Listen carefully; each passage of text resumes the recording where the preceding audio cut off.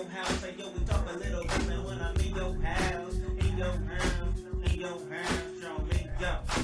California dreaming, make me stay scheming like Bobby the Brain Demon. I'm out here, I got big steppers on my demon. The swagger leave it leaning. And if it ain't business, love, what's the meaning? I'm dangerous like Paulie when I'm coming to the function. Hard like Jimmy, I bring the doom to your dungeon. MVP, you get this hurt and this business. Hit this work, I'm the director, you should listen. Welcome, ladies and gentlemen, to In Your House, starring Hollywood House. This is the People's Podcast.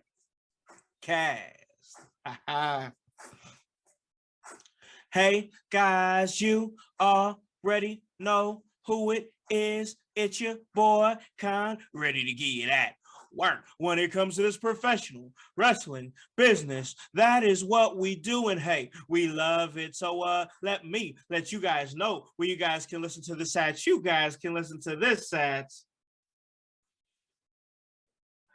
Apple Podcast, Spotify, Spreaker, Stitcher, iHeartRadio, Himalaya. Hey, you don't have an Apple device? That's all right. We're on Google Play. Anywhere that you guys are, we can get to you. And ooh wee, it's time to look at the clock. I'm checking the time because the last time that I checked, In Your House was the hottest professional wrestling podcast in the Midwest, because we hit you with that work round the clock. You guys already know what it is, and you guys already know who I am, and that is the director, Hollywood House, ready into another jam-packed and exciting episode of the podcast that you love to love. And hey, that's In Your House. Hey guys, it's time to talk a little wrestling with a hip-hop feel, hitting you with those LA vibes. We're back. We're going to give it to you, Jack. We're going to give it to you in your house. And you guys already know the vibe as we are back sliding on through to the 5-star internationally listened to wrestling podcast built from the ground up. And that is In Your House. And guys, you know, we're building bricks, giving you guys that content, which equates to that work. And we're back again, giving it to you because that's what we do. Because, you know, you guys love this professional wrestling business. We love this professional wrestling business. And that's exactly why you guys are here listening to us and our crazy opinions that you guys have been listening to for 3 years strong. And we truly appreciate y'all, the core fan base here that we call the household. And speaking of the household, man, at this point, it's become synonymous that within your house, we're curating a whole lot of content here. And with that being said, you can't have the household without the curator. And that's why I got to bring my co-host on, and that's the curator of content, the marvelous Mr. Bell. How's it going this week, bro? Yo, what's up, my brother Hollywood House? It is going great because, you know, I am always curating, always be curating, because that's that work, yo. Absolutely, man. So we here, bro, with another week. We doing the podcast thing again. We bringing it back. We back on Apple and Spotify. You guys heard it at the top of the show where it's all at. Listen, we got a whole lot of things moving and grooving here In Your House. So even when you don't see us on the social media front, I can guarantee you that the wheels are always turning. So you guys, we got the In Your House show that's going to be coming on a weekly basis to, you know, the In Your House Facebook page. And it's been real great to give you guys both the video work and the audio work in both. And this is what we want to do. We want to hit you guys on all fronts. But one thing that I feel, and I'm just kind of talking right now before we get into the meat and potatoes of the episode, because there's a lot to cover, Bell. There's a whole lot of stuff to cover. Is you know, we got plans to try to bring this podcast, this video podcast, keep it on Facebook, but also bring it to YouTube as well. You know, we really want to expand and get you guys more ways to see and hear what we're doing here In Your House. But I also know that with us not doing the live thing, that there's going to be times where you guys want to ask questions, and I totally understand that. So what I want to do is I'm straight up saying let's do like at some point let's do a mailbag, straight up mailbag for In Your House. Have somebody hop up on the page. I could do it, you can do it, or Big Juice, he could do it, and just hop on there and throw some, like, hey, whatever you want to hear us talk about, whatever questions that you got, we will do a complete mailbag In Your House episode, where we've done these before, Bell. What we used to do is called the household address. So we'd be addressing the household directly with a mailbag. So I really want to start incorporating that again, because I want to get interactive as well back with our listeners and our viewers here at In Your House, and that's the household. And with that being said, man, there's a lot. You had an easy week this week, man, curating some content, because there was a lot of content to curate, bro. I don't know if you can say that's easy, but yeah, I definitely had a lot of content to curate through, right? Whether it was MJF drama throughout the week, man, whether it was what was going to happen with Double or Nothing, whether it was what's going on in the world of wrestling. Is Elias still Ezekiel? Is Naomi and Sasha still a thing? Right. What is going on in this wonderful world that we call professional wrestling? Plus, we manage and curate our own careers here at In Your House. Yep.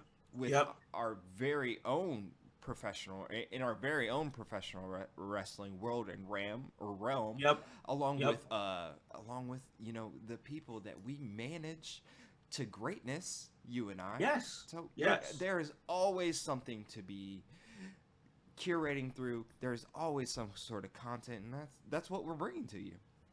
Absolutely, man. That's exactly what we do here at In Your House. So, man, a lot of things to cover, a lot of things to talk about.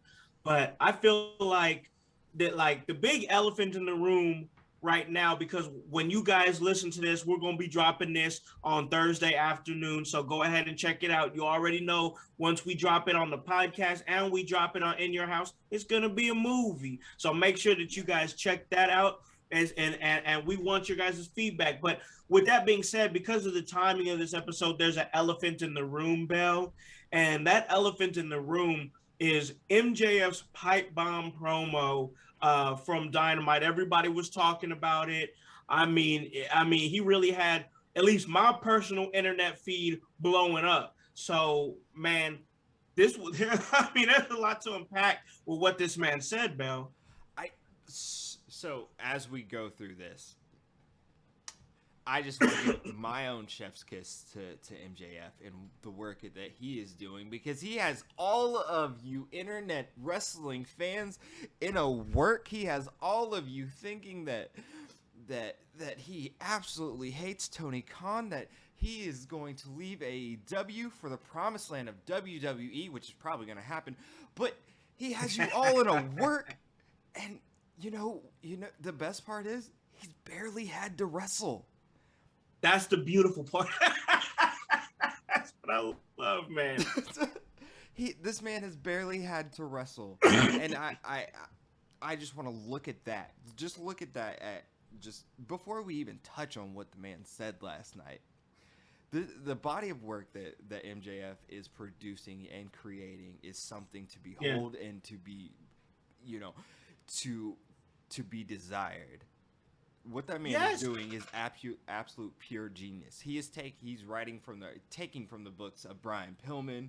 He is taking from the books of just wrestling 101, right? Yeah. And he is making compelling television for you. Whether coming straight for the boss's head, bro. Absolutely. Whether it was the entire fall with the CM Punk feud, now leading into the Wardlow feud, now leading into his feud with billionaire Tony Khan. Yeah. This man has been compelling, and he keeps telling you where he's going. Y'all don't have to listen if y'all don't want. And it shouldn't take a pipe bomb for y'all to listen to MJF because he's been telling you for a while. So I just want to say, chef's kiss to MJF. Like, y'all aren't worthy. He is the salt of the earth, and he's better than you all because your internet. I should know it. Man, listen, what MJF is doing is honestly, he's not reinventing the wheel here. No. I mean, he's really not, but like, it's something that we don't see too often, you know, and I'm really enjoying seeing it. Like you said, he hasn't really had to do much of anything in a wrestling match. No. The fact that he made it like he skittered over the fact that Wardlow crushed him at Double or Nothing. Like, that's not even the conversation anymore. He didn't switch the narrative so doggone fast with what he said last night that even though it's great for Wardlow, he picked up the win as he should have. We're glad. We're going to move on and see what's next for Wardlow. But everything that MJF is doing right now is like, hey, look at me. I'm the most must-see thing on your television right now. And he keeps proving that time and time again. Well, without having to kill himself. The thing about MJF, he was proving that before he was saying that. Now, he was saying that. He's been telling us that he is better than all of us, and we should know it, and that he is literal the salt of the earth. But besides that, like, he's been showing us week to week to week to week to week to week to week for the last 3 years since at least the inception of AEW, and before that, if you follow his work on the indies, if you follow his work with, you know, former Stokely Hathaway, if you follow anything that Maxwell Jacob Freeman has been doing throughout his career, you understand that he is understanding of what the wrestling business is. He's understanding of how to work the crowd, how to work the fans, how to work storylines, how to continually always be working. You know why people believe that MJF is, you know, sick and tired of his AEW contract right now and ready to go to WWE because he wants to follow his friend Cody? People believe this because he's always been MJF. He's never changed. Yep. We don't know. Been the same. No one knows who Max Friedman is. Max Friedman may be the nicest person in the world, and I'm sure he is. But Maxwell Jacob Friedman, MJF, it's a difference. Is an absolute asshole 24/7. Fans to foes to no matter who they are. He is always the same. He has always been the same. And that's what he's created. He's created. What's odd about MJF is that he's the only kayfabe wrestler that there really is right now, because it's the truth. He doesn't cut it off, and if he does, he doesn't show you. Exactly, we don't see it, and that's the beautiful part about what he's doing. But what's really great about what he's doing is the fact how no matter what he does, 9 out of 10 times, it's usually not even the wrestling. It's the way that he talks. But because he's such a compelling talker, he's a great speaker. But like, the guy can also actually wrestle too. Like, he's so big of a personality that you forget that the guy can actually wrestle. And he even touched on that in his promo as well. You know, thinking that this guy, you know, he's not the wrestler. He's just a loudmouth. He can put out a good match. Yep. I mean, anything that this guy does is turning to gold, man. MJF shows and proves every single week, every single time. And, you know, yes, although the storyline is, you know, it is a storyline. It's a storyline to compel people to think that MJF is going to leave AEW very, very soon. But, like, man, how do you know anyone else that you would believe this storyline from? Anyone else in the wrestling business? Honestly, no. No. I just can't, because he's the most compelling thing that's going on, bro. It's just the truth.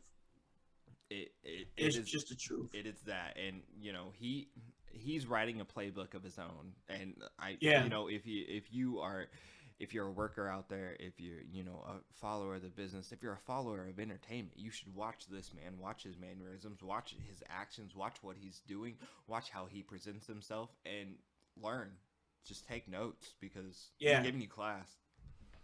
He straight up said that he is a generational talent. And I believe that. And I know he believes that. Yeah. And when it came out of his mouth, I believed it.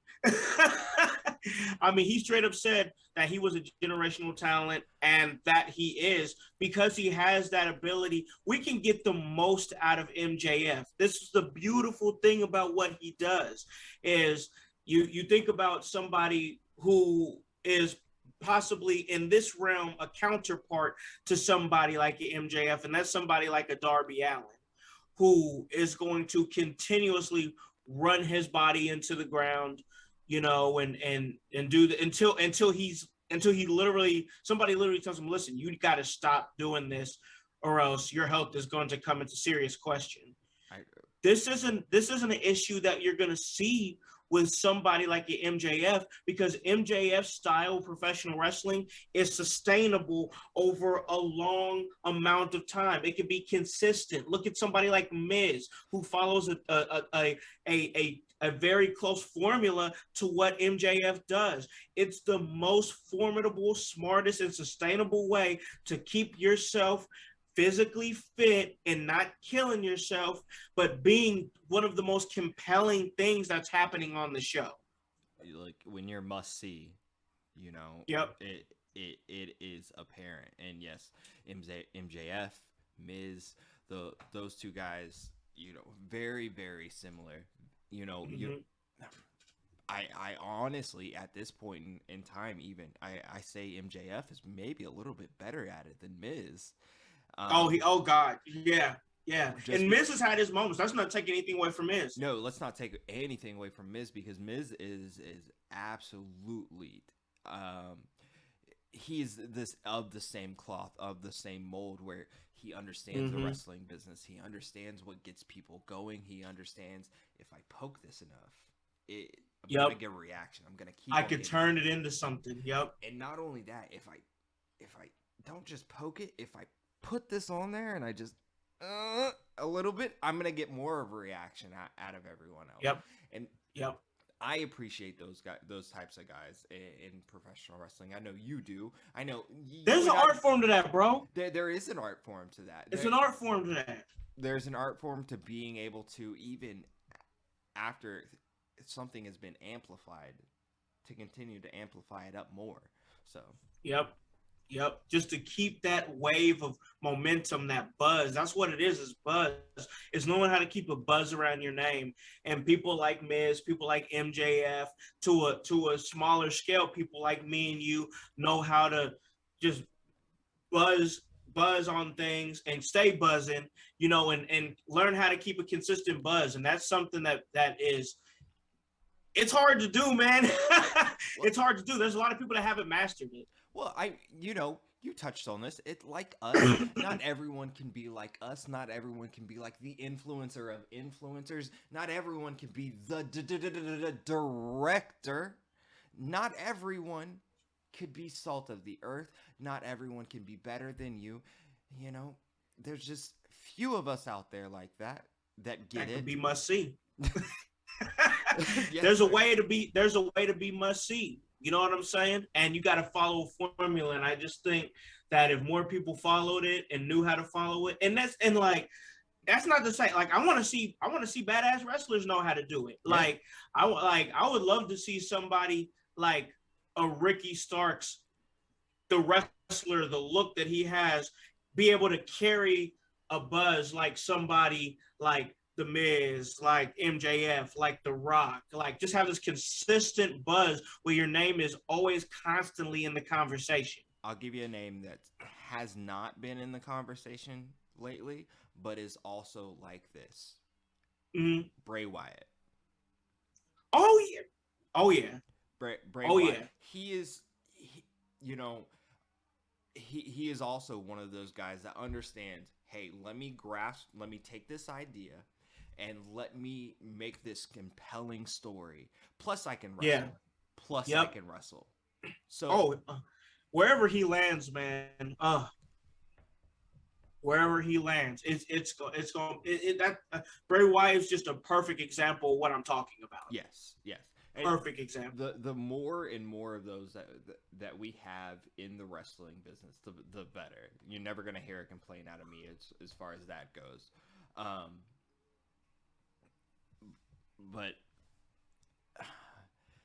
I wish more and more people out there understood, really understood, like the intricacies and just the amount of game that you're just being shown right there. If you're a student of the game, with everything that is going on with MJF, because it's just it's so much good. better than anyone else is appreciating right now. It really is, because he took something. We talked about this a little bit before it went on the air. He took a dirt sheet rumor about him and his contract and blew it up into this huge storyline. Like, he just took this little ember and it all culminated into a huge flame last night on Dynamite. But that's all you need in the wrestling business. It's that's how you know somebody is special. Because someone that can take a nothing, a literal nothing. What does it mean in the wrestling business for your contract to be coming up? It means that you may be going to another promotion now because of the world of AEW, because of the highlighting of wrestling in the last like 5 years, the explosion of the subculture. So when your contract is coming up, what does that mean? You're either going to WWE, you're going to AEW if you have established yourself well enough, correct? Right. Or you're gonna work the indies. You're going to reevaluate your character, as we see a lot of people doing nowadays. Or you just start a podcast. Or you just start a podcast. Some of them just say, "Screw it all and start a podcast." Some people start a podcast to get their name out there, to show people what they're doing in the first place. Yep. Not anybody I know, but but you see people like that literal take nothing and they turn it into the biggest thing. That's pure genius, and it needs to be recognized more. And like, just absolutely. If I can't stress this enough, if you're a worker out there, if you are in the professional wrestling business, whether, I don't care what your job is, you take these little things, take these little moments and make them as big as you can. The people that do that can get the most reactions, as well as they can manipulate the reactions. Yep. And once you get that part, I think that's when you get that's when you really grasp on to what your potential is, and and possibly what your ceiling is to the wrestling business. Absolutely. I mean, it's all about how you can keep your name relevant. This is the business that we're in now. Is keeping your name strong, keeping your name in the conversation, taking any little thing and turning it into something magnificent. I mean, like I said, we talked about this whole Ezekiel and Elias thing. Something so dumb, just so dumb. It's a little small thing. And that's coming from the mind of Kevin Owens, and coming from his charisma that you see. Like, no one would care that, Elias is Ezekiel now. We would notice. We'd probably talk about it for a week or two and continue to call him Elias. But you know what WWE did here? And you know what Kevin Owens has helped do here? They've stopped this, because that man's name is Ezekiel now, right? And we know we know it's Ezekiel, because they keep throwing it down our throat that it's not Elias, it's Ezekiel. And that's the whole premise of this 2 month long Yeah. You know, And when they Sonic. first started, everybody's like, "This is the stupidest shit ever," but it's still going and it's working. But it's still going and still working because it's simple. It is highlighting Ezekiel, Elias, or whatever you want to call him. It's highlighting. Yep. It shows us all once again that one, he has a look, which Yep. is why he's in WWE, but he can also work.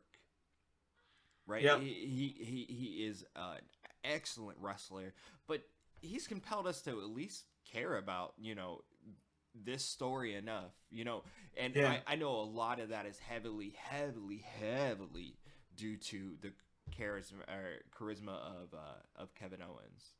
The KO show, yeah, I love everything he does, man. But again, those guys that can take the smallest thing, yep, and turn it into something big. They're a rare breed, man. Those are the guys that understand wrestling. Yep.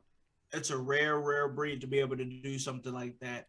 And that's what we're seeing here with MJF. So talking more about the actual promo there, he really hit a lot of points here, man. He hit a lot of points here.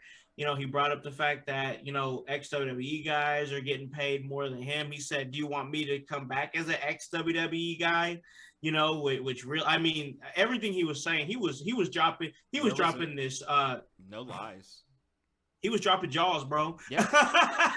He was dropping jaws all through that arena, and that was something like I watched it for the first time this morning, and I was paying attention to a lot of things.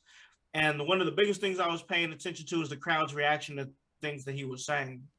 And they were like, oh, and I'm like, my God, he's got them right here, like right there, centered in his palm.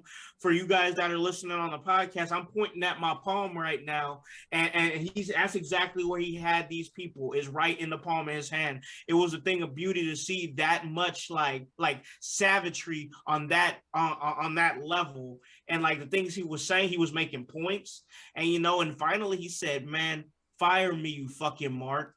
Right.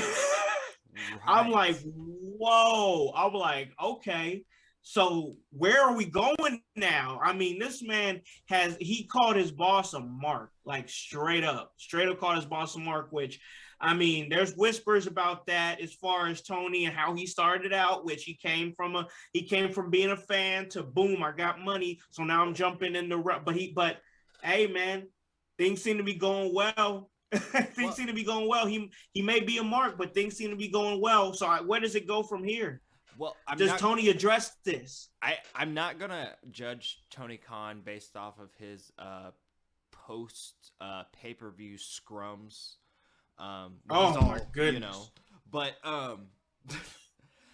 he's something, man. Listen. I'm just saying there are some soccer fans out there that say that he has been this eccentric with their football club, and there's always been rumors of maybe a little usage, but hey, that's neither here nor there. Tony Khan has to address this, right? He's being called out by name. What kind of man gets called out by name and gets called a fucking mark, and just says, "Yeah, I'm gonna take that." What's he gonna do? I mean, it's his company. He's showed and proved his company. No EVP is safe, as we've seen with Cody. Mm-hmm. What is Tony Khan to do in this world that he has created? I can't wait to see. Where this goes, because this is going. Look, I can't help this. This is Brian Pillman like 2.0. Yeah, that's what it feels like. No, that's what it is, Con. That's what it is. MJF has worked himself into an actual shoot where he is created his own narrative. It is a known that WWE scouts have been looking at him for a very long time. He is doing nothing except for raising his own stock, raising his own work rate price. And to the point where, you know, in 2024, we really, really might see him in a WWE ring, or he may continue to be in an AEW ring. But this is, like I said, this is Brian Pillman 2.0. And I hope Tony Khan knows what he's doing with that and doesn't make the same mistakes that were made, 20 plus years ago. But, wrestling is cyclical, I think, at least from what I can tell. So we'll see. My thing is this: is Tony Khan ready for a wrestling story like this? Is this something that he's ready for?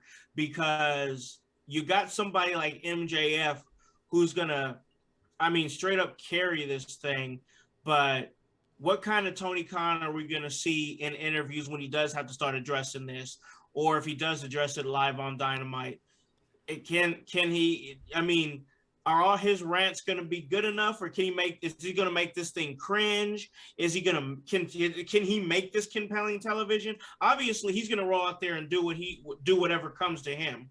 But my question is he ready to be thrusted into a Mr. McMahon type role where he has to step up and be big boss man and pick a side here, you know what I'm saying? Well, he can't be middle of the ground on something like this. I think he has the perfect dance partner in this saga in MJF.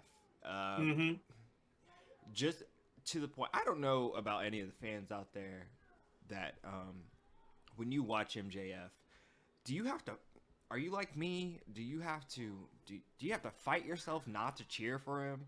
But because I have to fight myself not to cheer for MJF. I have to remind myself MJF is the bad guy. MJF is the bad guy. MJF is the bad guy. This is why I think you were right in questioning whether this is good timing or the correct timing for Tony Khan to be involved in a wrestling storyline like this. Is he ready? We don't know, because every other iteration of Tony Khan, we really do see this very nervous energy, fanboy type energy, and he hasn't necessarily gotten any better on camera, which that's not what he was there for. That's not what he says he created this company for, but he is in that position, and he's now putting himself in that position to either sink or swim. So we'll see where that happens. What happens with that? That's going to be the question, man, is where he's going to go with this, and what kind of Tony Khan are we going to see? Is it going to be something where he can actually lean into the character and maybe take some aspects of who Tony Khan is behind closed doors as a businessman and incorporate that into the character Tony Khan that we're going to see? Because like you said, all I see is a bunch of nervous fanboy energy. That was the perfect way to put it, I believe. But like that's what it feels like. So this is a situation where you absolutely have your Stone Cold right there at MJF, yes, or your Bret Hart, or you know what I mean, or whoever have you in these type of situations. How are you gonna grow into the role that you're going to have to play? Because for somebody like MJF, he's got to have the omega to his alpha. Somebody, because here's the thing though. You got MJF who really doesn't care what anybody thinks. He turned on Cody Rhodes, but in a different way. In a different way. Yeah. In a different way. But the thing about it is, if you really think about it, all the cards are really in Tony Khan's favor. Are they? He can do whatever he wants. He can do whatever he wants with MJF until he fires him. Or he can sue him if he doesn't show up. If we're playing that game, you're very right. There's different ways this could be looked that can make Tony Khan be like, hey, we could really turn Tony Khan into an asshole. Ooh. And in turn, we can make MJF look like a fucking hero. I fully think that is the direction that this is going. And in mark my words, 6 months from now, people will be cheering MJF. Yeah. Like, I agree with that. Call me Curator Damas because, but that is factual. In 6 months from now, people will be cheering for MJF. Now, whether that is because of a heel Tony Khan or a heel CM Punk, I'm not completely sure on, but I know it's going to be because of one of those two people. I'm intrigued by a heel Tony Khan. I'm very intrigued by a heel Tony Khan, but I think there's a better story and better tie up if we see a face versus heel CM Punk. But I think maybe all of those, they may all interweave and interlace between each other. I think what we're seeing is where that will they will all tie into each other. Corporate CM Punk, corporate Punk. That'd be interesting. Punk. There it is. Oh, that'd be so good. Oh man, could you imagine CM Punk after years of fighting against the establishment joining it? Oh, oh, that's actually good shit. Good shit, yeah. It's good shit, pal. Yeah, man, that'd be cool. I'd watch that. So there's a lot of different twists and turns here, man. Yeah, look, that's where I feel like this is going. I may be wrong. What do I know? I'm just a curator, but that's where I want this to go. That's what, if I'm being a fanboy, hey, that's where I want this to go, because I think that could create the most compelling TV, the most compelling storylines. And I already know that it can kind of work because half of the wrestling world, myself included, saw MJF almost in a full face turn back in the CM Punk storyline. During remember that storyline. Punk feud, we saw that. We saw where he can evoke that emotion, make us want to actually feel for him. Yep. I think MJF saw that. I think Tony Khan saw that. I think CM Punk saw that. I think they all saw that and said, "Hey, we can really make this work, guys." And that's where we're here. Yeah.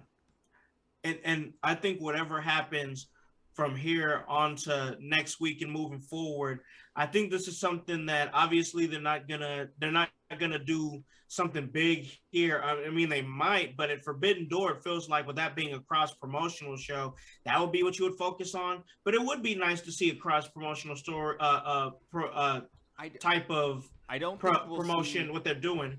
I don't think we'll see anything until around Blood and Guts.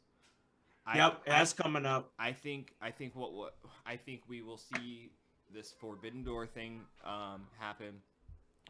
CM Punk will wrestle the ace of New Japan. I think that'll be an experience in itself, something that fans get behind.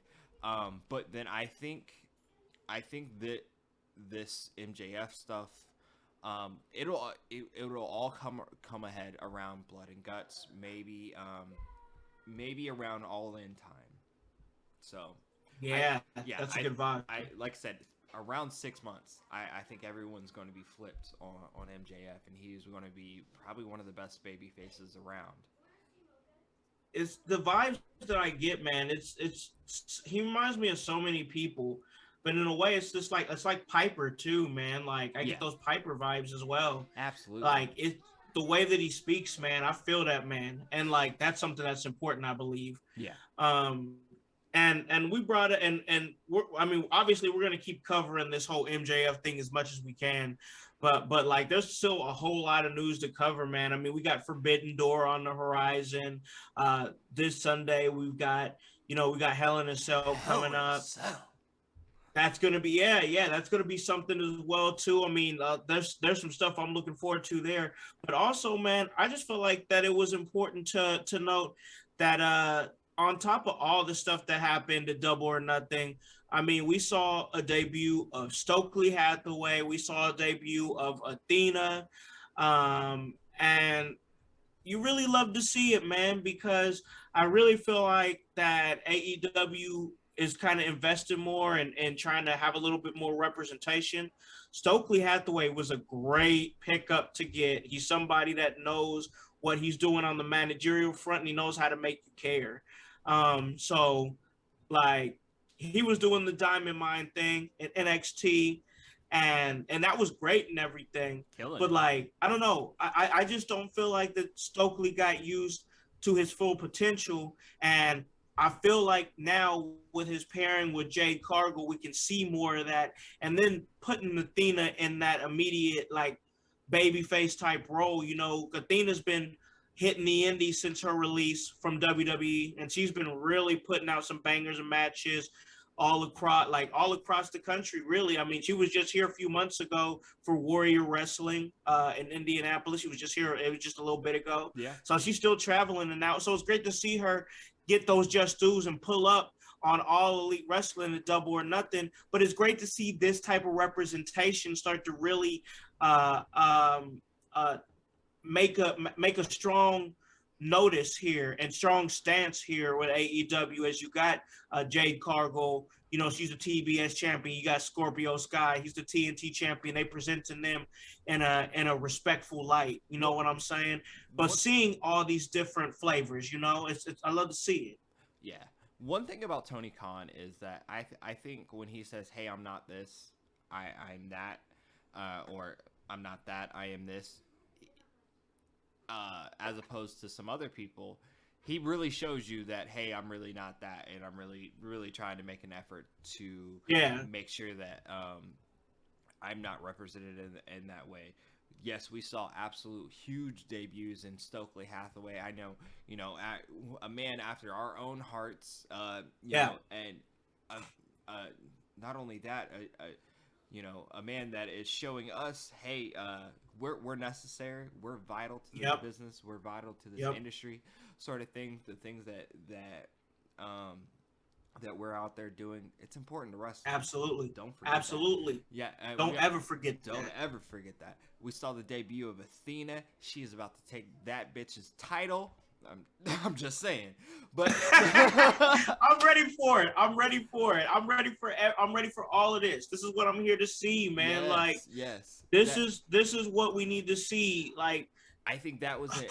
I think that not only representational wise was a huge signing for AEW, but man, hey, that women's division just got that much better. Yeah, it really did. It really did. Because Athena, that was a shot in the arm, bro. Yes, because Athena and Bermoon, she's going to come in there and give the division absolute credibility. It's not just going to be on Jade and Britt Baker's back any longer. That is a fourth viable head for that women's division, and I think it's desperately needed. Been desperately needed, and it's Athena is a woman that will also be able to show the other women in the back, the way. Absolutely. Or the 100% direction. Agree. So, absolutely huge. Yeah, I just felt like that had to be touched upon because those were such important signings for AEW, and it was nothing against Smart Mark Sterling, because I think he's still gonna do awesome stuff with Tony Nese, but shifting him out of that role and bringing in Stokely to be Jade's manager is just like such a nice little touch, because he's just going to be able to vibe off of her in a different way and it's really gonna be a great dynamic between those two. I'm really excited for what these two can culminate as a superstar athlete and a manager. I'm super excited. But you know, smart Mark Sterling, he's not losing anything, as we saw it in Dynamite last night. He's taking on the head of Wardlow in the class action lawsuit. Against with American Security or Arena or American Arena Security or whatever they want to call themselves. It don't matter. He's beating them up anyway. They are suing Wardlow for the actions that he has taken over the past weeks. I mean, you know, Wardlow's going to beat him up anyways. But you know, like I said, smart Mark Sterling, he's not losing for anything. People are still hiring bad lawyers. Yep. Yay, that's gonna be happening on a regular basis. Yes. That happens all the time, man. Yes. You get what you pay for. Exactly. You get what you pay for. So like you said, he still presented, you know, and he's still presented on the show, whether he's managing Tony Nese and now he's starting this thing, like you said, with Wardlow. He's not losing nothing. He's still getting airtime. Oh, yeah. So, like, there's still a role. Once again, you're seeing roles for guys like us. I feel like I got to say this. You're seeing roles for guys like me, guys like Bell, start to really pull up on these companies because they know that they can present something different than the wrestling. And the wrestling is great, but also some stories, pulling out emotions, having fun, making people angry. There's that's something that there's an art to that, and it has a place on professional wrestling, especially nowadays on a weekly episodic show that's being shown on national television. Absolutely. It's important. It's an important role. So he's still getting presented out there. This is going to be, once again, great for Jay. This is going to be great for Stokely to like, boom, like, bro, you're basically right here on Dynamite representing the champion. We're bringing you right off of the heels of your release and putting you in a prominent position. Right. They got to have some kind of belief in Stokely Hathaway. And why would you not? He's brilliant. Oh, yeah. Well, look, his work rate alone has spoke for itself for a long time, whether it was him managing Diamond Mine in NXT, Roderick Strong individually, MJF back in the day. No matter what this man has been doing, he's been showing and proving that he is vital and necessary in the wrestling business, and that 100%. Much respect to him. Absolutely. So I got a lot of respect for that cat because he's just somebody that he's one of those guys that just cares a little bit more. Yes. And that's important, man. That's so important because I vibe with that. But like I said, man, we're talking about guys that know how to make you care, guys that know how to pull something out of you.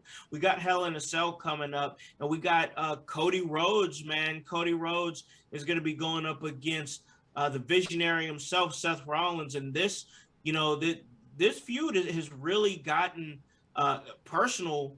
And I don't want to say a short amount of time. I mean, they've been fighting since WrestleMania, but this feels like a feud that I want to see this in the cell. I want to see it. I mean, you know, 3 months ago when we talked about Cody coming to WWE, we were talking about all the different wrestling matches that he was going to be able to have, the different people he was going to be able to wrestle, and in that short amount of time, he has only wrestled Seth Rollins and The Miz. Did he? I think The Miz. I think he wrestled Miz. Yep. Yeah.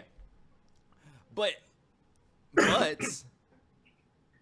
he has been compelling in that, and I know he has. That is a theme of mine today. Is talking about what is compelling in the wrestling business, but like that's what this is. You know, Cody Rhodes and Seth Rollins are in a 3-month feud right now that is going to come to a head at this Sunday's Hell in a Cell. But man, they have found a way, just subtly, to take it up a notch, to the point that we are here. Like this past Monday when they were battling out in the crowd, and like you could just see the emotion and how intense this is getting for them. And And even if you take it back to last week when Seth stole the weight belt from the kid in the crowd and slapped Cody with it, that, like I said, they are bringing up the intensity level. Just turn it up a bit. Just turn it up a little bit more. Just turn it up a little bit more. And I am absolutely invested in that match, in this feud. I want to see. I don't want this to actually stop, to be honest, because it's been so good. And I genuinely don't want to see either one of these guys lose, even though we've seen Seth lose twice now. In a row. I don't want to see either man really lose, because, man, they are really putting in some of the best work for the company, and some of the best work as far as the company as a whole has seen in a long time. So I agree with that. I definitely agree with that. Cody's on another level, man. He's doing things so differently, but so simply. And like, this is another thing where I once again, I bring somebody like MJF or Miz. Cody has learned to do what works for him, work at his pace, tell compelling stories. And now Cody isn't just looked at as a wrestler. Cody's looked at as a smart businessman. Yes. I mean, that's how I see him. And he's formed this brand, being the American Nightmare, which of course play on his father's American Dream, which I've always thought was great. Right. And it's working for him. I mean, I could definitely believe Cody starting to creep into the title picture at some point, as they're starting to build him and build him up as a reliable baby face, somebody that you can get behind. I can get behind Cody Rhodes. But this match here is going to be on a different level, because these guys are just they've been putting on great wrestling matches. Now they're going to have to put on a great Hell in a Cell match. And like, I've seen some Cody matches, like when he went up against his brother, it can get pretty bloody. Seth Rollins can get brutal when he needs to. I want to see these guys take it up to that other level, and I want to see this Hell in a Cell match actually be what a Hell in a Cell match is supposed to be. Am I expecting to see stuff that I was seeing happen on Hell in a Cell matches in the mid 90s, late 90s? No, I don't expect that. I'm realistic. But do I want some level of brutality? Yeah, I do. Especially since this feud has been going on for a while. Yeah, I don't know if you're gonna see all of the color that you're asking for, because again, this is I don't think so either. But I do believe that we will see them find a way to even amplify this intensity up just a tad bit more. Being as it's WWE, it doesn't make sense to have blood in a Hell in a Cell for some reason. Yeah, I know that didn't make sense. Thank you. So I don't want to get my hopes up on that. Unfortunately, I'm kind of with you. I want to see a Hell in a Cell pay-per-view as a whole, that, where we see a lot of brutality, but I don't really see a lot of matches where that will happen. Other than this match does have it does have the meat on it where you could get to that level, but right. That's what I'm wanting to see. At least I've learned WWE's formula to a T. Like, I remember back in the day when I thought of a Hell in a Cell pay-per-view, my mind was that every single match was going to be a Hell in a Cell. As it should. And be. now, right. But now, honestly, that's what I want. It's what I've wanted. Like, I just want to see it all. Yeah. But now they've gotten to a point where it's like, what do we get? 2 at the most at the Hell in a Cell pay-per-view? Yeah. You get 2 namesake matches. Because equality. And then what we sprinkle in another gimmick and two more straight matches. That's pay-per-view, right? Yep. Yeah. That's their formula, man. That's their formula. Yeah.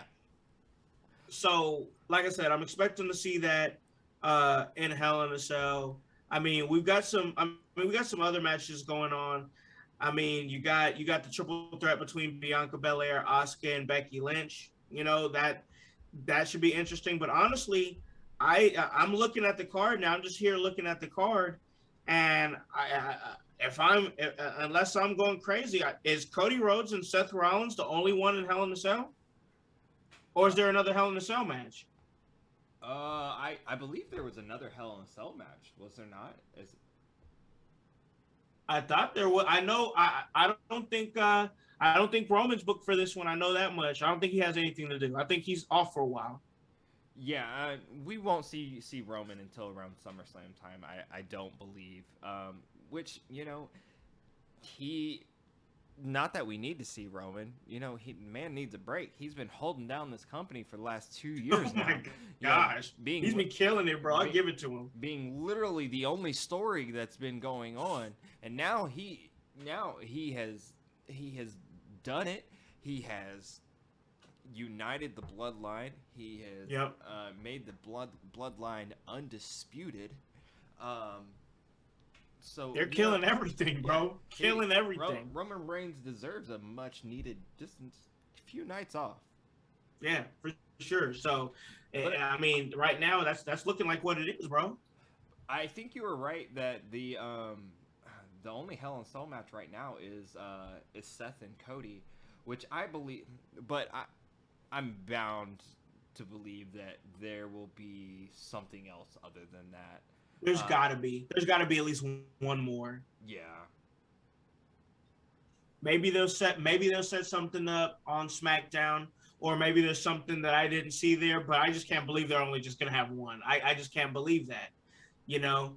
But man, we got Hell in a Cell coming up. You know, we've had Double or Nothing come up behind us. We're now looking at a new champion here. This is the last thing we'll talk about before we pull up on break. And then we got a really great topic for you guys to ponder on. We also want to make you guys think. I want you guys to understand that a lot of what this podcast was based on was opinions to kind of make you think, to kind of push up against what you might normally feel or think, and get your mind working in a different direction. So that's what we're gonna do when we come back from break. But before that, man, now we got a new AEW World Heavyweight Champion. New. And it was honestly, it was kind of what I was expecting to happen. In all honesty. CM Punk, new AEW champion, man. The reign of Adam Page is over. A lot of whispers about his reign being kind of underwhelming and them wanting him to be the guy, and he wasn't ready to be the guy. But hey, man, he still had a solid run for what it's worth, even if he wasn't the guy. And now they're looking at the guy to be CM Punk, who and I love CM Punk. Great. It's just crazy to think that he's world champion at 43 years old, and this is something he rebelled against back in the day. But now he's in that spotlight, and not to say that he doesn't deserve it, because he came in and he's been working with everything that's been given to him and gotten to this point. And honestly, it was just time. It was the right move, if you ask me. But now we got CM Punk as the champion. What are you thinking, man, about CM Punk being the AEW World Heavyweight Champion? Let's see. Chris Jericho was AEW champion. Jonathan Moxley was AEW champion. Yep. CM Punk, AEW champion.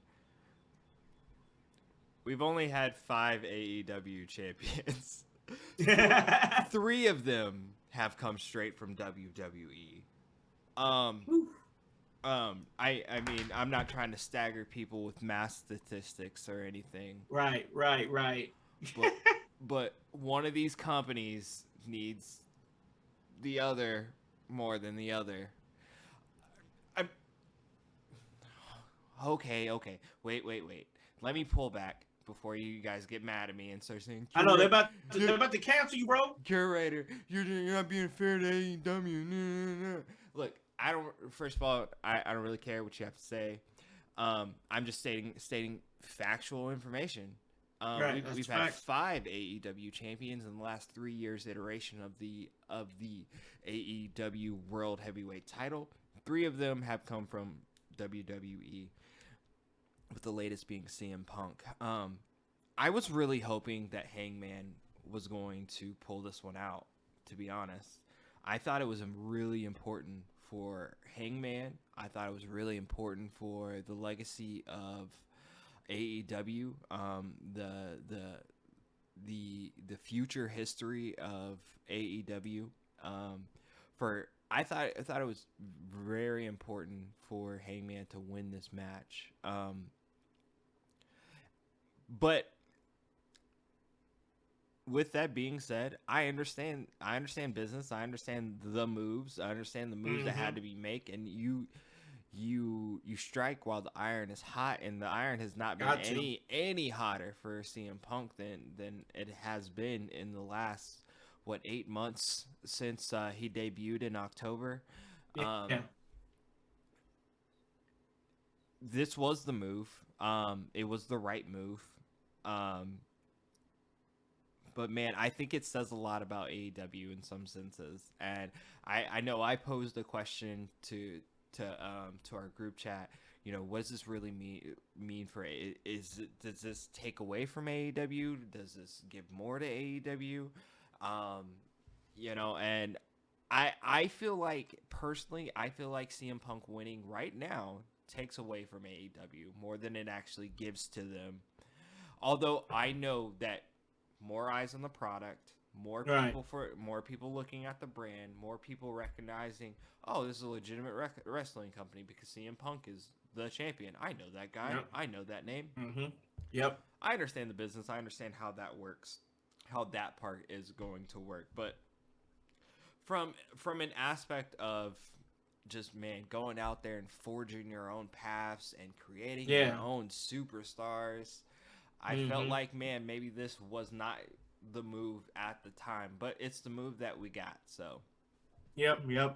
A way I look at it, man, is if they're thinking long term, which maybe they are, if they can sustain this, you know, the ability to stay in the way that WWE has, in a way that places like WCW didn't, ECW didn't, you know, in that way, then they can always fall back and say, former AEW champions, Chris Jericho, John Moxley, CM Punk, just so they have these huge names tied to their title, which honestly, having huge names tied to your title does give it a kind of prestige and you know, feel to it. So maybe it's the long game as they're thinking why they're doing this and putting the title on these guys, but also we've learned from being in the wrestling business that sometimes with a lot of these promotions, you can't really think like long game. You got to think about what's going on that night.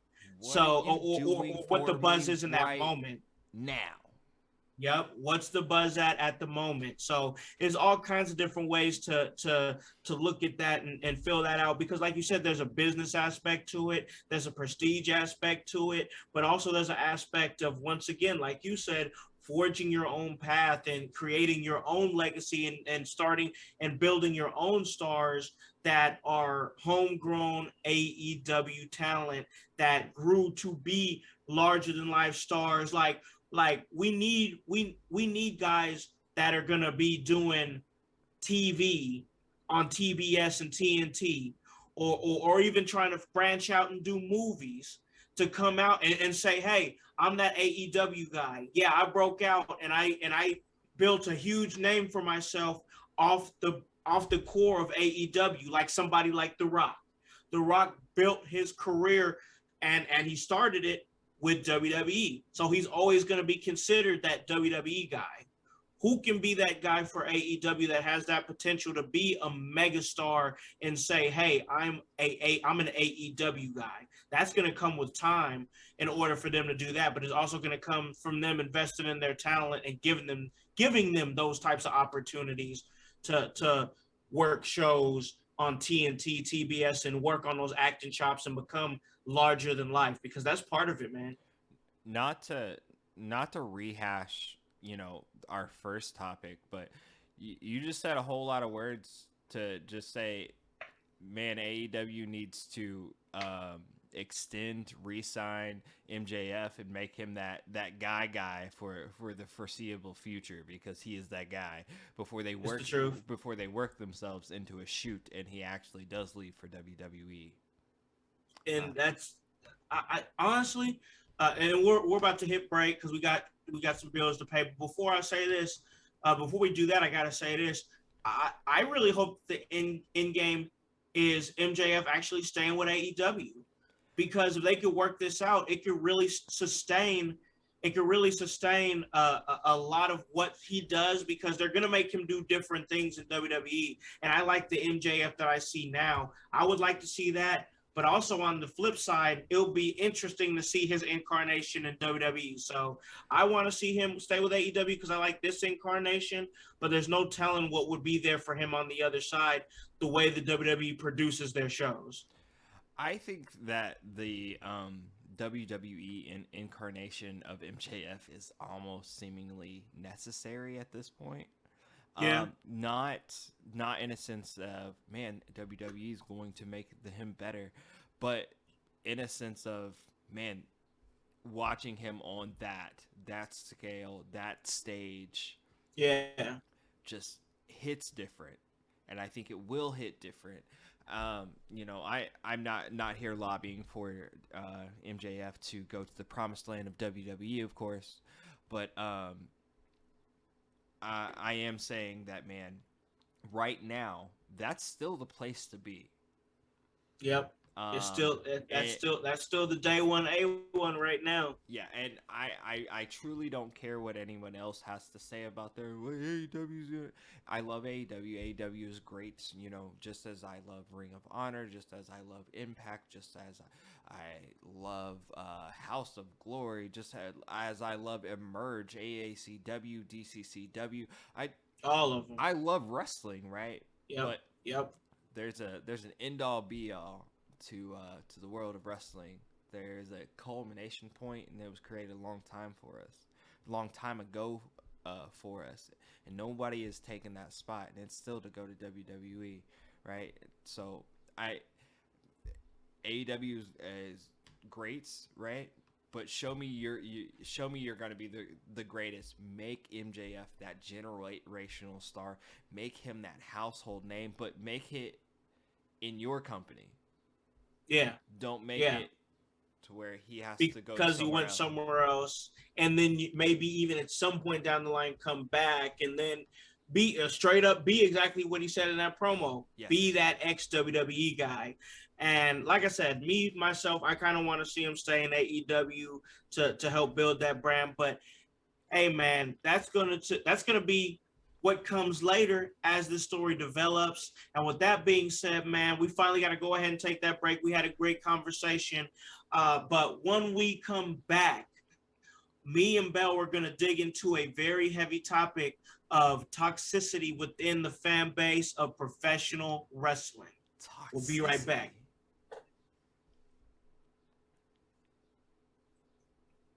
Cool. All right. Welcome back to In Your House. And of course, I am your director, Hollywood House, sitting in with the curator of content, the marvelous Mr. Bell. And we just had a great conversation before the break. Just talking a whole lot of what's going on in the wrestling world, because there is a lot going on. We got Hell in a Cell this Sunday. We just had Double or Nothing. MJF just blew the roof off the place with a Pipebomb promo on last night's Dynamite. So much things to cover and so much things to talk about. This is always great to have when you do what we do, and that's and straight up, that's create content on podcasts for professional wrestling. So weeks like this is great. And man, I just got to, of course, do my due diligence here. And thank you guys. Thank you all so much for making us a 5-star podcast on Apple Podcasts. It's really appreciated. I'll never stop saying it. We truly appreciate you guys who come through and pull up and listen to me and my man Bell as we're here on the video show. You guys can check out the video show on In Your House, soon to be YouTube and also Facebook. You can catch us right here on the podcast, as you guys have been able to listen to us for the last 3 years. That's on Apple Podcasts, Spotify. You guys know the rest. You guys know the vibe by now. And we just talk crazy about professional wrestling. We truly appreciate you. Hey, big shout out and salute to our fan base over in India. Always staying strong, rocking with In Your House. Yo, you guys must really dig the vibe here because you guys are always downloading. Much love to our homies over in India. Straight up love to y'all. Real talk. Because, like, you guys found us and decided that you guys like to keep on rocking with us and keep on listening. So, yo, straight up, directly to y'all, India, much respect, because you guys keep us rocking just like the U.S. keeps us rocking. If you guys want to get another great podcast perspective on professional wrestling, head on over to my man, my brother, my homie, my dog. That is the Pope, Elijah Burke, NWA star. He's over there rocking it with a really great podcast that I produce, and that's the Pope's Point of View, where he delves, into the professional wrestling business with as seen on GCW, as seen on Effie's Big Gay Brunch, as seen on NWA Empower. That is Pollo Del Mar, and that is the manager of champions, just killing it out there doing what we do and doing it for, doing it for pride, straight up. Shout out to our homies, Pride Month all day. You know what I'm saying? Straight up to the, straight real love to the homies, straight up. That's real talk. That's real talk. Wherever, pansexual, bisexual, whatever. It don't matter. Trans, it don't matter to me. It's all love over here in your house. So I wanted to shout that out real quick. And man, guys, go check them out. That's Pope's Point of View. And go ahead and go grab yourself a shirt. That's www.prowrestlingtees.com/inyourhouse. Go ahead and get this shirt so you guys can get this work. And we're about to go ahead and continue to give you guys this work as we have a really great discussion here on In Your House. And I felt like it was necessary. It was heavy on me to talk about this because you see it a lot. We've seen it a lot in the last few weeks, and we've seen it a lot over the years on many different levels, Bell, and that's toxicity in the fan base of professional wrestling, and for everything that's cool and awesome and amazing, like professional wrestling, as cool as it can be, it's got an ugly underbelly. Yeah, I know, shocker, right? What on con? Now we can't be talking about the same wrestling world, right? The wrestling world is toxic. The wrestling world is toxic. The wrestling world is toxic. Yeah. You get it now. Yep, you with me now. Yeah. You with me now. It's crazy, man, because like we were talking about it a little bit before the show, and like we see it on many different levels of crazy. But like at its core, I want to talk about it mainly at its core before we get to the really crazy stuff. And that's just like people, and we heard a little bit of MJF's promo as far as people's opinions and spewing their opinions on the internet, spewing their opinions online, and typing it out, typing it out as if it were facts or if their opinion is any more important than anybody else's or anything like that. And you kind of see it, especially if it's like a hot take, it kind of, if it's in a certain wrestling group, because this is the core of it. We're not talking about, we're not even getting to interactions on Twitter yet. We're not even there yet. Right. Like, we're talking about in groups that start these sparks of hot takes, and then people come in and feel the need to come at this person's neck, come at this person's throat, and say that their opinion is better or this and that. It's just a really big, huge thing that you see in wrestling. And a lot of these deep fan bases, like we just saw some stuff hop off in the Star Wars universe with a little racism and stuff like that, crazy toxicity, and it's been levels to that stuff in wrestling too. But we're talking about it once again at its core, where these people are just, it's almost the AEW and WWE wars are one big example of that. Is how something so minuscule that the people on top, like, there's not a war, there's not a war between these superstars. There's a war between the fan base. No, Con, they really don't like each other in real life. You know that, right? It's a thing. It's a thing. Like, John Moxley, he doesn't talk to Seth Rollins anymore. They're not friends. That, like, Yeah, I heard that Roman Reigns and he doesn't even like to hear the name Dean Ambrose. I like because like there's sides. There has to be specific battleground sides. You have to like either one or you have to like the other. And if somebody says something good about the other, then you have to make sure to bash it. You cannot let other people have other opinions. The other things don't work if it's in the wrong company. Am I hitting any nails yet? All of them. Oh, okay. I mean, it's all across the board, man. It's like there's so much awesome wrestling that's going on, and I remember years ago, like when I really started this podcast, and when I was even doing it on YouTube as a little video thing, when there was just WWE. Only thing there was to talk about was really WWE before I found stuff like Ring of Honor and New Japan Pro Wrestling and stuff like that.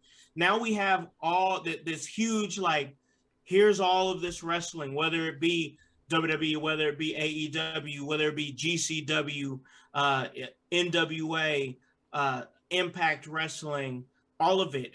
I mean, even NXT, if NXT is your vibe, there's all these different flavors of wrestling. And instead of enjoying it in unity, we fight over it constantly. And it's just crazy. Well, because there has to be a winner, right? Like, it's this is America. Like, there's no second places. Yep, you got to be the best. If you're not first, you're last. Mm-hmm. All right.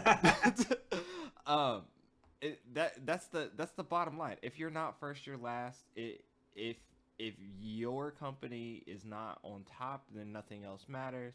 None of all of this wrestling, whether it's from WWE or AEW or Ring of Honor or Impact or ACW or Emerge Wrestling or DCCW or HCW or lots of other acronyms. No matter where the wrestling is coming from, I think that people forget that, like, this is sports entertainment. Yeah, and professional. That's that wrestling. ugly word. You don't get us canceled. You know what? Jericho I saw Jericho Appreciation Society taking a W this weekend, so I think we can say that as much as we want to because it's true. Sports entertainment is winning.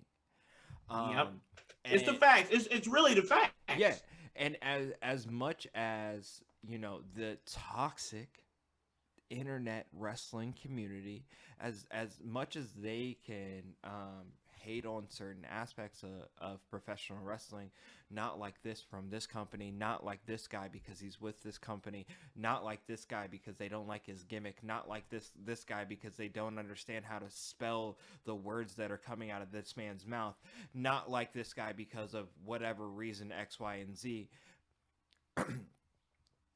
Whatever all of that is in that bubbling pool that we call the internet wrestling world, you really have to break that down and look at it like minutely. You can't you got to stop looking at, oh man, I really don't like this one specific thing that this one specific thing is doing, right? Because because then it's looked at as that one specific thing becomes a magnifying glass in itself, where everything around it is also going to be bad. Everything around it is also going to be just as, no, I don't like this, or it shouldn't be this way. But if another place does it, oh, that was the greatest thing I've ever seen. Why can't other places do this when they actually do? Look, I'm trying to do this without naming names or without naming promotions and things like that. For sure, or without calling out a certain segment of the internet wrestling community. Like, I'm not trying to say it's AEW fans. I'm not trying to say it's WWE fans, because it's all y'all. You're all talking. Yeah, it's everybody. It's all part of it. And if you're on the, hey, I have to pick a side, you're on the wrong side. Yep. It's just a weird thing to me, because it really feels like, to me, like people who are solely WWE fans and engage in this AEW versus WWE war, because you could be a fan of one of these promotions, not be a fan of the other, and not engage in the war. Like, that's possible. That's fully possible. You don't have to engage in that stuff. Like, I know people who just watch WWE and they don't bash AEW. They just watch WWE. So, like, I know that's a crazy concept, right? That sounds But unheard of. I know, That but there are these, obviously, these a lot of these guys that are WWE loyalists and really want to let you know about it. And that's the thing. They feel like that because WWE has given us all these moments, the Attitude Era, the Golden Era. There's some people that vibe with the Ruthless Aggression Era. I thought that was a great era as well. And because of those nostalgic feelings, they stick with WWE and like, no, it could do no wrong. It could do no wrong. As opposed to an AEW fan that looks at the last few years, like at the last like 10 or 15 years, maybe not that far back. Maybe I'm over exaggerating a little bit, but definitely at least like the last 10 years of WWE programming. I'm like, dang, this could have been more over a long span of time. And I remember watching it. I'm like, man, I'm just underwhelmed. It's not what it could be. It's not as great as it could be. But now they're starting to do things in a way where they're starting to build names and build guys up, and we're starting to see like Roman Reigns is grown into the star that everybody felt like he could be. You know, Cody Rhodes has come back and he's relevant to what they're doing in a big storyline. Seth Rollins has grown into a exponentially bigger star than what I possibly imagined for him because he started to adopt a character. I could say the same thing with Becky Lynch. Bianca Belair is a specimen. There's just so much. There's so much over there on WWE to be excited about, to actually watch and want to see. But because people have had their feelings hurt and felt some type of way about the last 10 years, they're not willing to open up their mind up to actually good stuff that WWE is doing now. Yeah, I think you're hitting all the nails as well. Because that's what this community does. There's a I kind of equate it politically. You have your left and right. You have the group that is trying to make wrestling great again, right? And then you have the group that's just out there doing their own thing, been doing their own thing, just adapted and rolling on and keep going, right? And yeah. I'm not trying to make either side evil by any means, but I look at it like this: like, we can't make wrestling great again, right? Because wrestling's already great. The only thing that we can do is keep it great. And the only way to do that is to, one, continue doing the things that we're doing in the world of professional wrestling. I find that WWE is in a very they're kind of in an unfair, as far as being a billion-dollar company and having the ability to do whatever really you want to do, seemingly. They're in an unfair position because they are always going to have the most scrutiny. Right. Whether it's never about they never have the scrutiny about what they actually did right.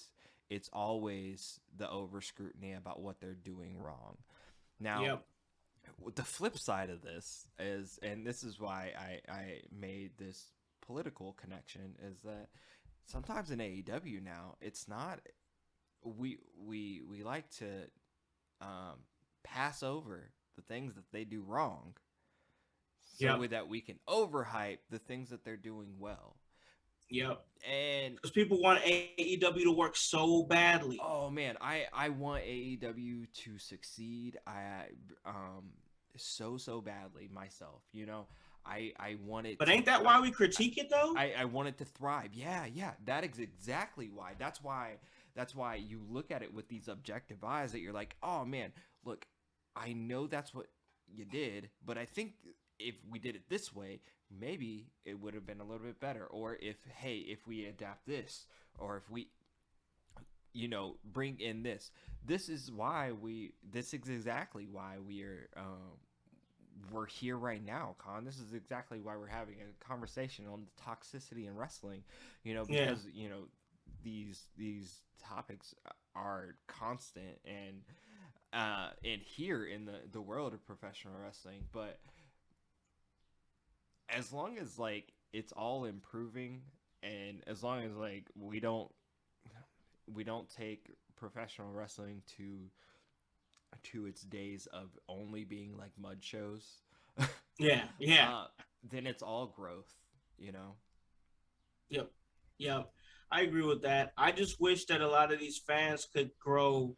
And the thing about it is, like, I get that I get that this is something that we loved as a kid, right? Yeah. So since we've loved it since we were a kid, as we grow older and our palates change and we still love these things, like, what would happen if something didn't go your way, watching a wrestling show back when in the Attitude Era? You know what I'm saying?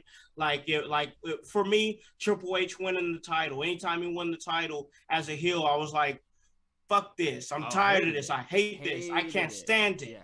I'm mad, I'm angry, I'm upset. I have this immediate feeling of anger, but now we have more astute opinions on wrestling, and instead of just saying I can't stand Triple H, we sit up here and we go on Twitter and we go on, Facebook and stuff, and we write these novels about how we would have done it better, armchair booking and whatnot. And we just like this. It's another level of enjoying something. Now you're enjoying it as a kid, but something's making you mad because it pulled out that real emotion. But now you're feeling that again in a different way as an adult, and you're reacting to it differently by going on the internet and writing out a whole synopsis on what you would have done better, and expecting freaking Vince McMahon to look at it like he cares, like straight up. None of that is a bad thing. And, to be fair, you and I, this is the reason why we're here. This is the reason why we have a podcast. This is the reason why we're talking about wrestling and things like that, is because that one, we saw this, we are fans, we loyalists to the world of wrestling, but also we were visionaries in the sense of that, okay, we can take this thing and then we can expound upon it. Yep. Right? And it's not just us coming out there coming out here and saying this is bad, this is bad, this is bad, this is bad, this is bad.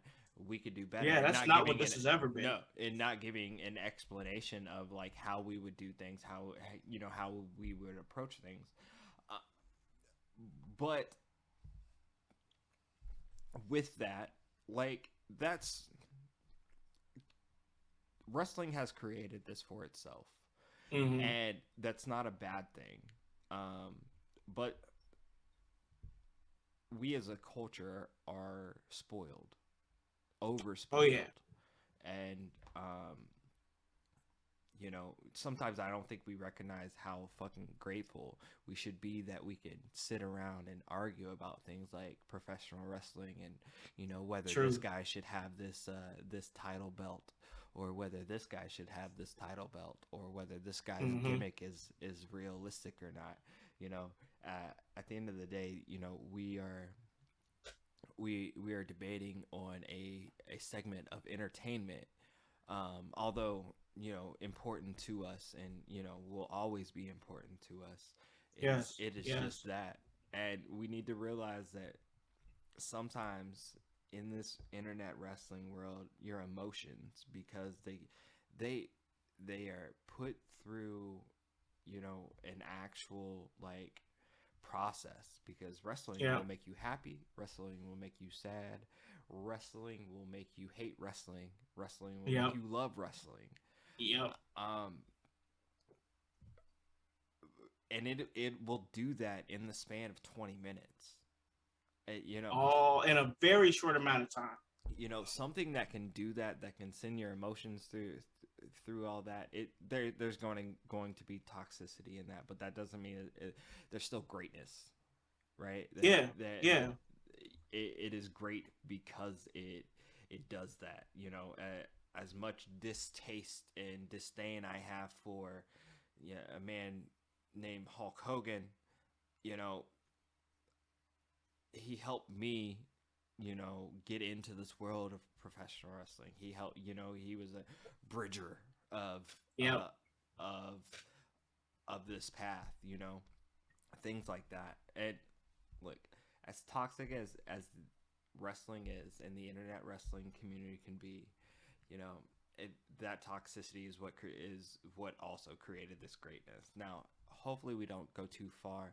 I really do worry sometimes that internet wrestling fans are going to take it to the most extreme limits, and we've seen that.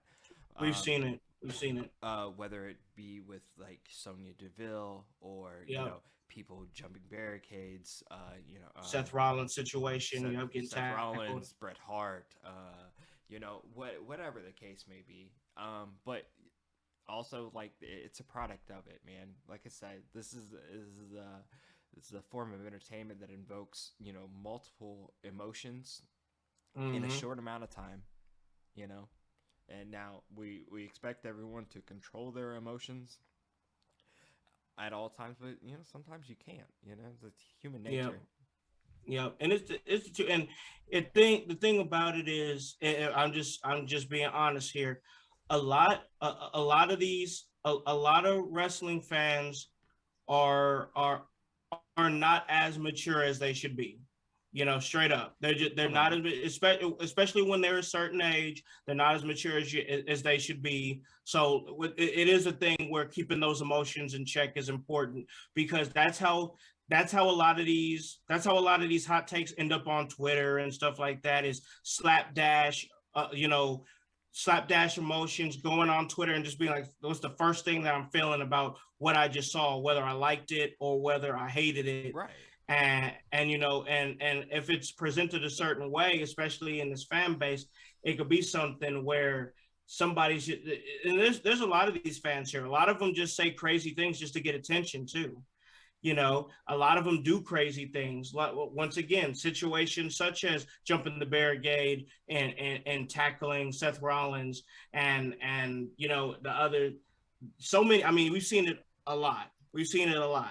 Situation where Sonya Deville has somebody pulling up to her house. Once again, like I said earlier in the segment, there's levels to it. Now, this is a different level of toxicity in the fan base, where it's like these people are unstable, and like it's great that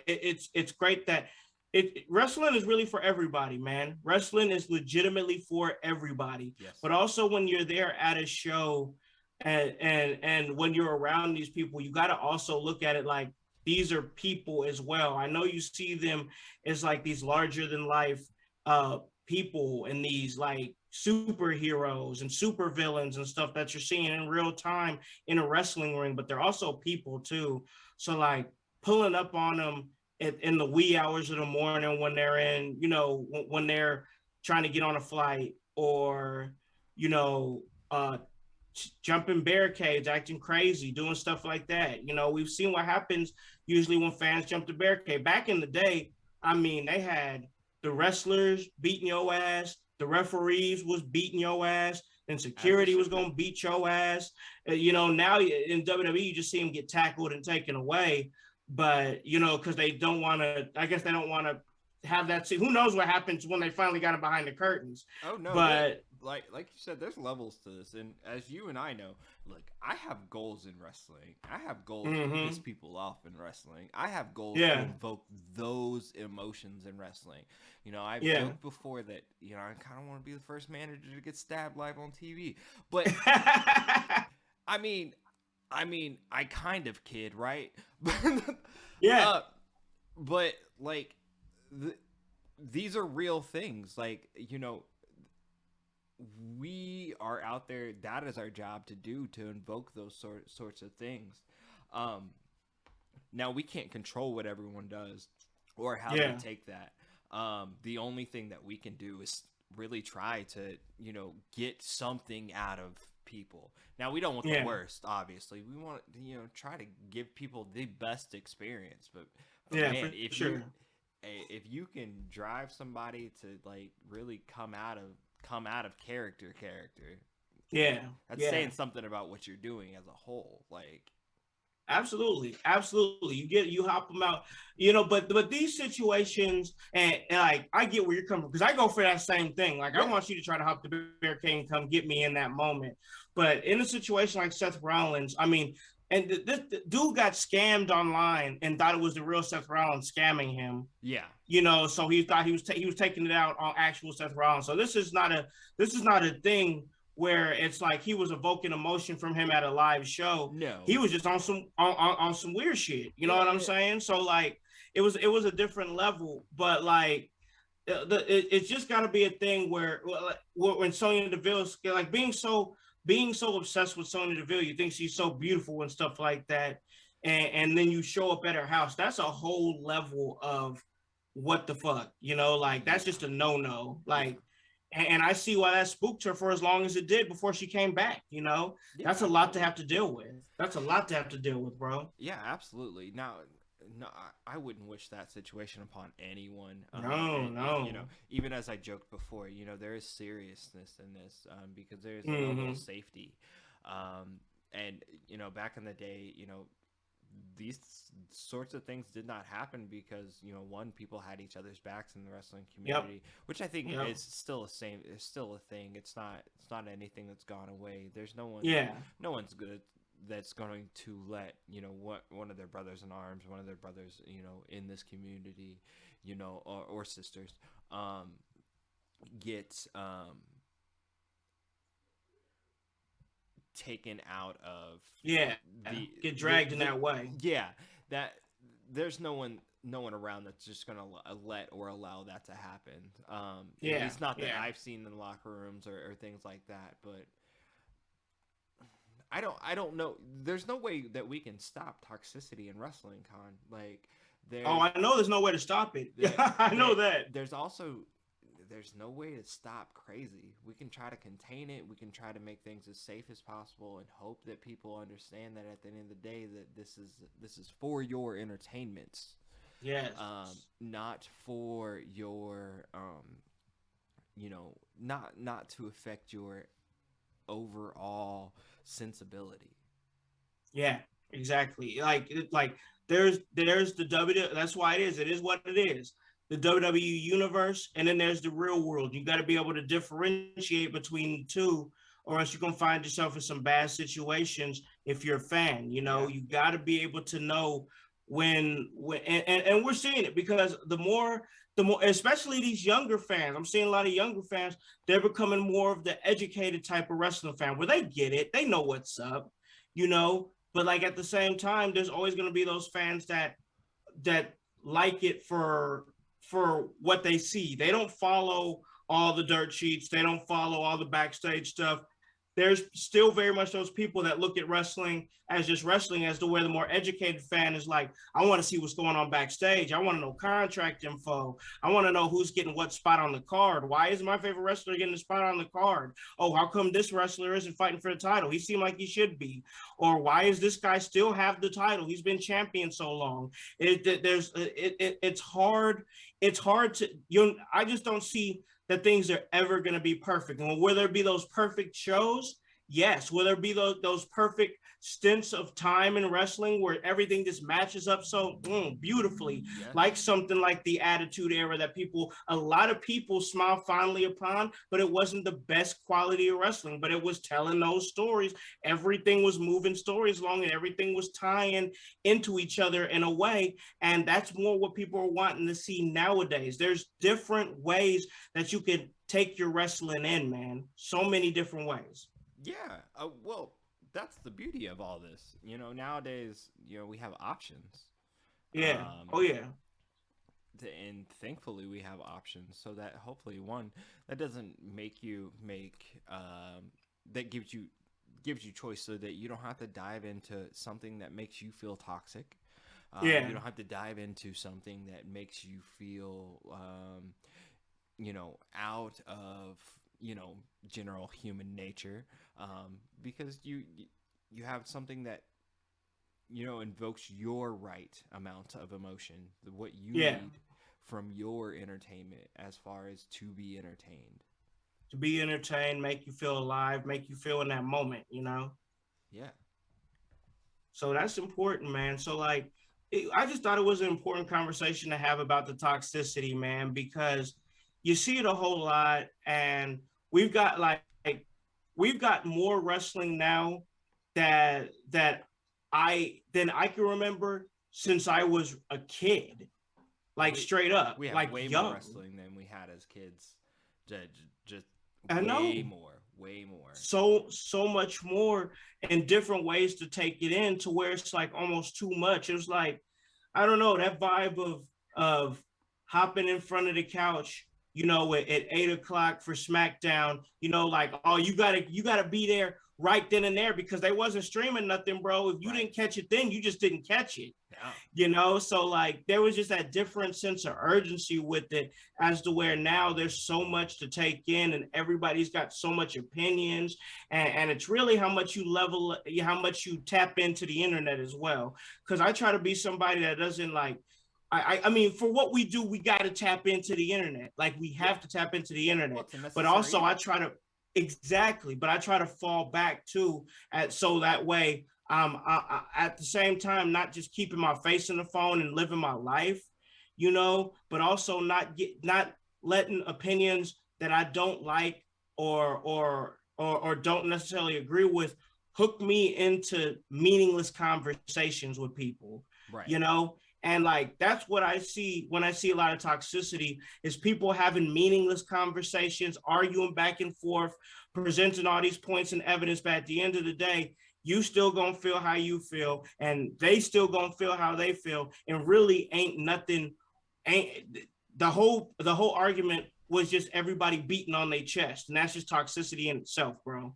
Well, look, we see this whether it's wrestling, whether it's politics, whether it's Johnny Depp and Amber Heard, whether Man. whatever the case it's gonna be, you're gonna have this because of differing opinions, opposing sides.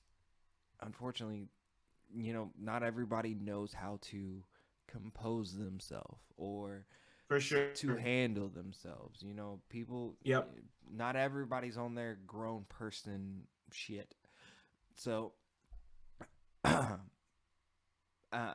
and that's hard to gauge sometimes. Yeah. But as far as that sort of toxicity, we're never going to get away from it as a culture. I agree with that. genuinely think it's just going to get worse. And as you said, things like with the internet, with your social medias, like if anyone understands that, I understand that as Right. the influencer is the curator of chaos, curator of content. Like I couldn't do any of that without the internet. Yeah. I couldn't do those things. I couldn't have built the things that I've built so far without the internet. Yep. True. Same here. And without utilizing the toxicity of the internet. Yep. Yep. I'm not. Sometimes you got to play on it. I'm not ashamed to say that. Like I am manipulative in that sense because I saw a lane, I saw an avenue, and I'm utilizing it. I'm utilizing it to the best of my abilities because I know what my own potential is in that sense. Right. And that's going to continue to happen in the world of wrestling. That's going to continue to happen, throughout life, through things. But I think we as people need to do our best to differentiate fact with fiction, reality with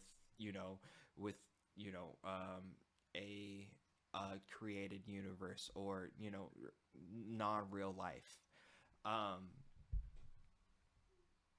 You don't have to take you don't have to take whatever your preferred sides opinions. You don't have to take those things to the extreme. You don't have to dislike the other person or another person for thinking those certain things. You don't have to dislike another person for, you know, enjoying something that you find disgusting. I mean, yeah. It's a weird world in that way. And as the internet, you know, we're seeing it more and more. This is where we at. This is what it's going to be, because everybody has that open free right to type any crazy shit that they want to type, and then people can feel any type of way that they want about it, you know. And because of that, that's why it's never going to stop, because there's different reasons why people do it. But I just thought it was important to have that conversation, man, and kind of break that down a little bit as far as the toxicity in wrestling. Once again, we don't expect any of that to change. We just wanted to bring that to light and have an open-ended discussion about that, and have you guys maybe look at yourselves in the mirror a little bit as wrestling fans. Maybe you see a whole new look on being toxic within the realm of the professional wrestling community. Hey, maybe we inspire one person to maybe just cut it out, and you know, and if that's the case, then cool. You know, that's what's up. Like, if it's only one person, it's like, you know, maybe having these pointless conversations ain't the vibe. Maybe you know, or maybe I'm just doing it because I'm seeking attention myself. So I just put hot takes on there or anything. And that's not the, and that is what it is. But like, be honest with yourself. Know why you're doing what you're doing, and if you know, and if you're doing and if what you're doing works for you, at least make it into a way where you're making yourself some damn money. Like, come on, like, like, do it in a way where you're making some money. Because I know there's plenty of trolls out there that it turned into something bigger and blew it up into a good career for themselves. So, you know, just find something to do that's productive. I guess that's my main thing. But as far as being productive, man, it's time for us to see what is coming in these next coming days, weeks, whatever it may be, because there's always something popping, always something producing with the HowseHold. So what do we got, man? We got this weekend coming up here. We're in June now, pulling up on June. What do we got? Well, this month, I know myself, I will be back in Kokomo at the Carver Community Center with AACW June 11th at 6 p.m. You can see the marvelous Mr. Bell, the curator of chaos, the curator of the Golden Prophecy. You can see me manage and influence my will on AACW June 11th. You can also see me at HCW in out of Mishawaka on June 18th. We will be in Niles, Michigan. I follow my page for all the details, but that's what we have. That's what I have coming up. What about Paragon? What about Sam? What about Mickey Midas? What they got going on, yo? Well, I would like to say that my man Mickey, he's making splashes, man. This is a great story for Mickey. Like, Mickey has come back into wrestling coming off an injury, and he's really been busting his ass, bro. Like, showing up to places early, helping setting up, doing all the basic core things that you need to do. And honestly, if you've seen any of the highlight reels that I've done or any highlights of him that are out there, Mickey Midas is an incredible talent. Absolutely. I mean, he's got everything it takes to take it to that next level. And because of his work ethic and him being the wrestler that he is, he actually went over to War Wrestling in Lima, Ohio, and he helped set up and everything with the ring and everything, just trying to look for a spot. And now, because of his hard work and that type of work ethic that Mickey Midas has, he's now earned himself a spot on War Wrestling's next show. I have more information on that as it comes up. That's in Lima, Ohio. So the Golden Touch over there, looking to touch gold at War Wrestling. And so that's amazing right there. That is huge. Of course, you already know Sam Knight, the Hybrid Midwest Championship Wrestling. championship wrestling champion straight up over there at HCW. That is HCW over in Terre Haute, not the one in Mishawaka. There's a couple of them over here in the Indiana area, but this one's over in Terre Haute. So he's big stepping is their next. Yeah, North and South, exactly. So like he's pulling up doing that. He's got Heroes and Legends coming up. That's going to be in July 9th. That's in Seversville, Tennessee. So the set is going to be pulling up into Tennessee. We're going to be pulling up to try to get those tag team championships away from the Headbangers. That's going to be a movie right there. He's always got something going on. You never really know where P is going to be at, but I do know that he's wrestling a lot in the Ohio area. He's over there staying in his turf as he should be. And then next up, he's going to have his title defense on August 6th for the Emerge Outbreak Championship over there in Columbus. You already know we made a movie last time when he became the Emerge Outbreak champion, and we're looking to capitalize on that and continue the movement that he's starting to display. You can also see them that is the set, and that is Paragon and Sam. They're going to be pulling up to New Era Wrestling over in Shelbyville, Ohio. That is the Heat Wave over there in Shelbyville. Like I said, June 18th. So go ahead and check that out. I myself am going to be over in Muncie kicking it and doing my thing with the Juneteenth Jam. That's Keys to the City 2 for DCCW. That's going to be a big one, holding it down for the culture and the community over there in Muncie. We're going to be over there at the parks as we were last year. And it's going to be heavily represented once again for Keys to the City 2. A lot of stuff going on in the household, man. So like, check us out. Of course, you already know where you can check out the boys at, the squad, the set, that's at the set HHP. But man, let them know where they can find you at, man.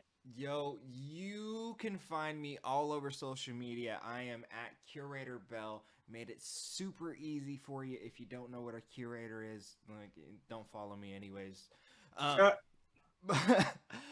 I am here for you. You can find me weekly right here on In Your House every week. You can go back. I did work with a group called the Kokomo Press. You can find see my work there. They are still doing great things. Follow. Look, I think that just about wraps it, Hong Kong. But just before I forget, don't forget about Ref Josh's Kickin' House Party on June 18th. Yeah, Sam yeah. Knight's gonna be there. Eric Dillinger's gonna be there. Don't Die Miles is gonna be Woo, there. Don't Die Miles. And Impact legend Congo Khan. Oh yeah, that's gonna be great right there. Yep. Anytime Big Congo's pulling up, it's going to be a party. And that's going to be a big party for Ref Josh. That's going to be that's going down in Fort Wayne. Yeah, it's at noon on June 18th. So that's going to be great. Check that out. There's going to be set representation there with Sam Knight pulling up there. So check that out. And also check me out and this podcast. First, this podcast. And that's all across the social media platforms there. That's Twitter, that's IG, that's Facebook, at In Your House, HOWSC. And of course, you can follow me personally at The Hollywood House on IG and at Hollywood House on Facebook and Twitter. And that's HOWSE, and the W stands for work. And that's exactly what we gave y'all this episode of In Your House. And that is exactly what we aim to do. And that's give y'all that work. So let me let you guys know where you guys can listen to this at. You guys can listen to this at Apple Podcast, Spotify, Spreaker, Stitcher, iHeartRadio, Himalaya. Hey, you don't have an Apple device? That's all right. We're on Google Play. Anywhere that you guys are, we can get to you. Hey guys, check it out. Hop on over, get a shirt. That is on www.prowrestlingtees.com/in-your-house. Go on and get this work so you can get this shirt. And guys, remember, I tell you this all the time. Hop on this bandwagon. Get on or get gone.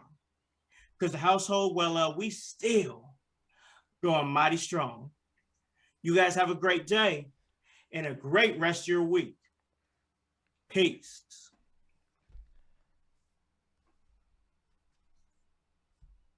There we go.